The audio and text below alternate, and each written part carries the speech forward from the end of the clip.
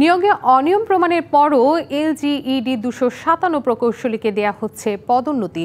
সব প্রস্তুতি শেষে জনপ্রশাসন মন্ত্রণালয়ে আছে তাদের ফাইল, অপেক্ষা সচিবের সইয়ের। পদোন্নতি নিয়মিত বিষয় মন্তব্য করেছেন কমিটির সদস্যরা, তবে দুর্নীতি নিয়ে মন্তব্য করতে নারাজ তারা।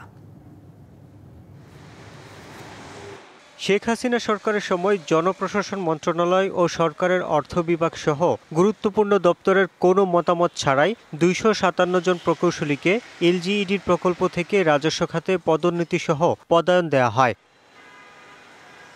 এদের মধ্যে 2010 সালে 131 জন, 2011 সালে 109 এবং 2013 সালে 17 জন এই পদায়ন পান।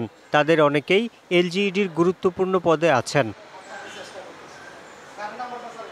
গত বছরের 9ই ডিসেম্বর জনপ্রশাসন মন্ত্রণালয়কে বিষয়টি তদন্ত করার নির্দেশ দেয় আদালত। এরই মধ্যে এ সংক্রান্ত তদন্ত প্রতিবেদন জমা দিয়েছে মন্ত্রণালয়। গত 7ই মে মন্ত্রণালয়ের আইন শাখা থেকে প্রতিবেদনটি অ্যাটর্নি জেনারেলের কার্যালয়ে পাঠানো হয়েছে।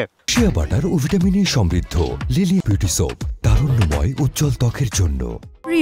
প্রতিবেদনে 257 জন সহকারী প্রকৌশলীর পদায়ন, নিয়মিতকরণ ও পদোন্নতিকে বিধি বহির্ভূত হিসাবে উল্লেখ করা হয়। এমনকি তাদের মধ্যে 5 জনের নির্ধারিত শিক্ষাগত যোগ্যতাও নেই। এসব নিয়োগের বিষয়ে 2টি অডিট আপত্তিও রয়েছে।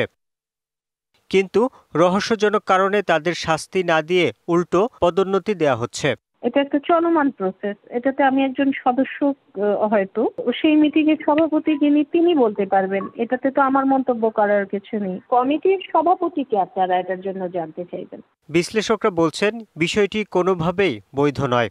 এই পদায়নের ক্ষেত্রে তাদেরকে আবার এটাকে স্ক্রুটিনি করা উচিত, এবং যদি এই ধরনের ভায়োলেশনগুলি যদি আসলেই থেকে থাকে তাহলে সেই ক্ষেত্রে এটা আইন বহির্ভূত হবে এবং এই অ্যাপয়েন্টমেন্ট বা এই পদায়ন নিয়ে কিন্তু সেটা আবার চ্যালেঞ্জ হতে পারে। এতে সমাজে নেতিবাচক বার্তা যাবে বলেও মনে করেন তিনি।